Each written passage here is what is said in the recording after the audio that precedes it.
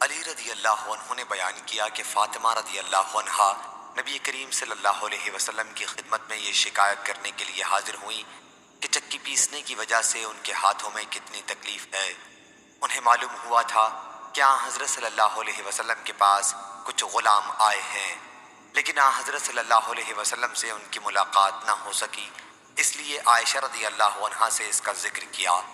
جب آپ صلی اللہ علیہ وسلم تشریف لائے تو عائشہ رضی اللہ عنہا نے آپ سے اس کا تذکرہ کیا۔